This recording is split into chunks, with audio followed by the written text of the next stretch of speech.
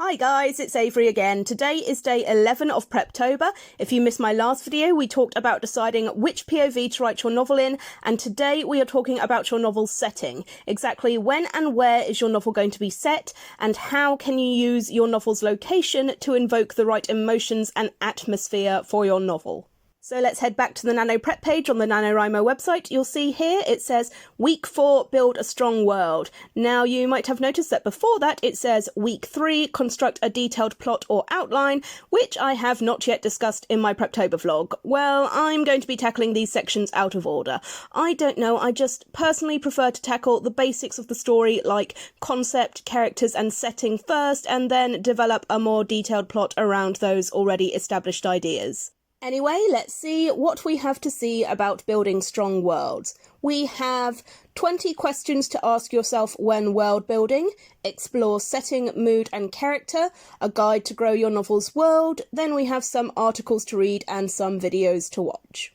Now, a lot of you guys might think, I don't really need any of this information, my novel isn't going to be set on another world, it's going to be set in this world, so setting isn't something I need to think overly much about. Not true, because even if your novel is going to be set on Earth, you still need to decide on what country it is going to be set in, whereabouts in the country it is going to be set, and what time period it is going to be set in. So, what kind of things do you need to consider when choosing a setting for your novel? Well, the two main things that every author needs to consider when choosing the setting for their novel is desirability and plausibility. When and where do you want your novel to be set, and is it actually plausible for your novel to be set in that time and place? For example, let's say you want to write a historical novel set in London during the reign of King Henry VIII, and your protagonist is a famous actress and socialite that is desired by every man that she meets. Well, that wouldn't be plausible, because women were not allowed to become actresses until the late 1600s. Before that, all female roles in plays were played by men.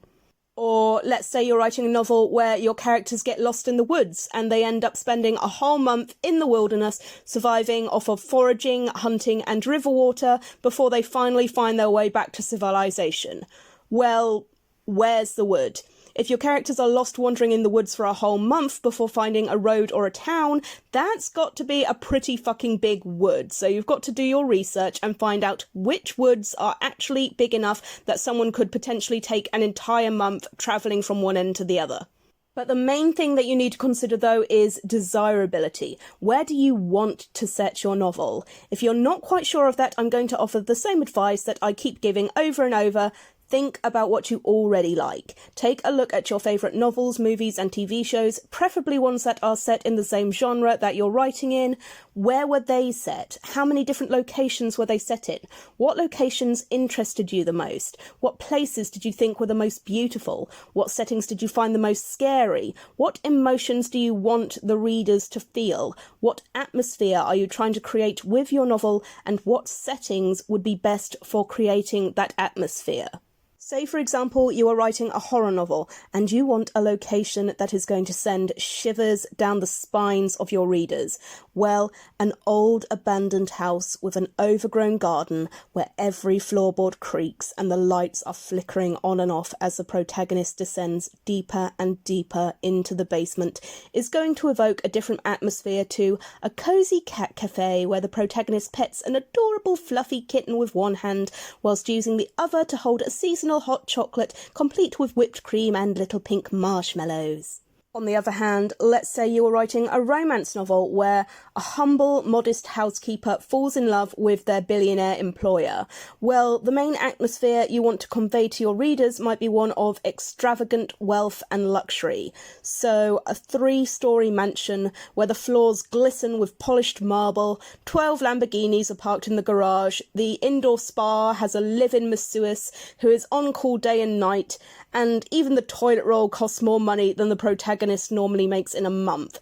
Your readers are going to get the picture that this dude has way too much fucking money.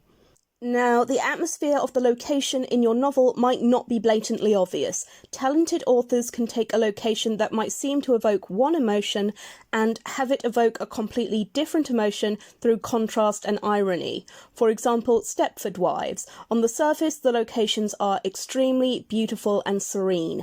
They are very bright and colourful and outwardly give the impression of a very idealistic, perfect community.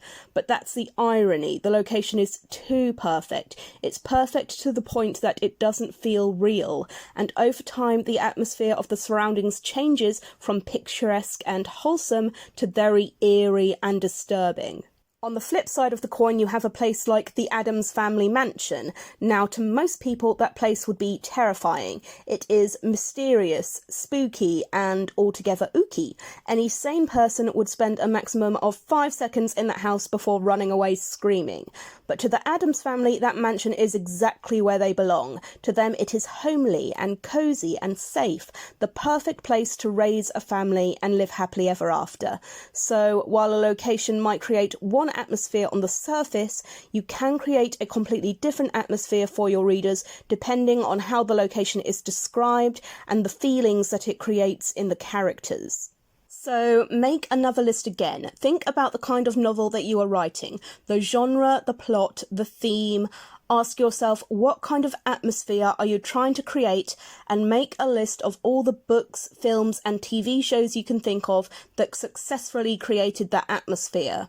What were the surroundings like? What were the buildings like? What was the weather like? What was the nature like? Were there trees and flowers and flowing waterfalls, or was everything dark and grim and lifeless? How did the locations in the stories make you feel? What exactly was it that made you feel that way, and how are you, as an author, going to make your readers feel the same way? Now, whatever setting or settings you choose, I've got to say it's important for the author to have a good understanding of both the location and time period that they are writing about. With fictional worlds, you don't need to worry so much. You don't need to know the country's history and cultures because it is your world. You get to make that up yourself. But if your novel is set on Earth, you need to actually know what you're talking about. For example, if you were born and raised in America and you are writing a novel set in India, but you have absolutely no knowledge of Indian culture or customs, don't just guess, do your research.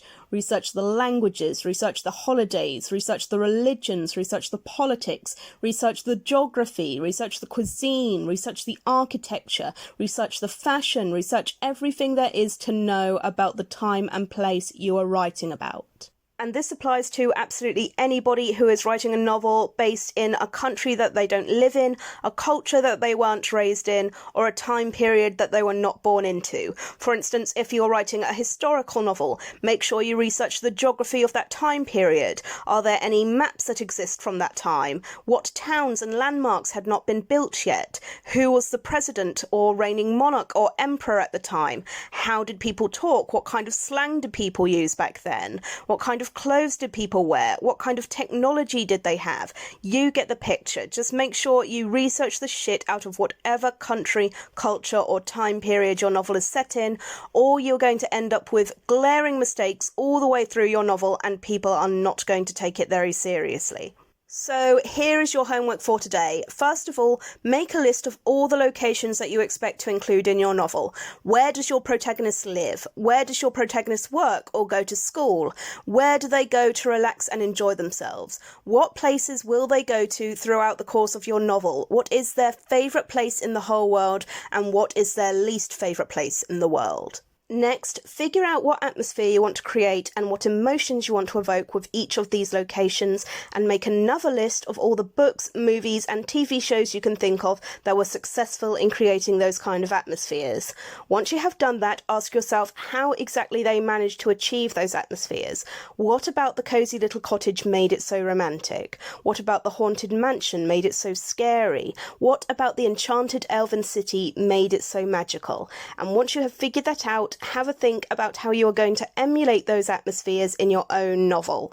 In my next video, we are going to be diving a little deeper into your novel setting and talking about world building. This one is for all you fantasy, sci-fi and dystopian writers out there, but also people who are setting their story in a different country or time period, as it will help with all the research you will need to do in order to make your novel historically and culturally accurate. But that's me done for today. Please let me know in the comments where your novel is going to be set. Is it going to be set in a magical fantasy world, or an apocalyptic dystopia, an exotic island, or in the heart of ancient Egypt? I'm very curious to know what you have in mind. Please like the video if you liked it, subscribe if you want to see more, and I hope I see you guys back again for tomorrow's video.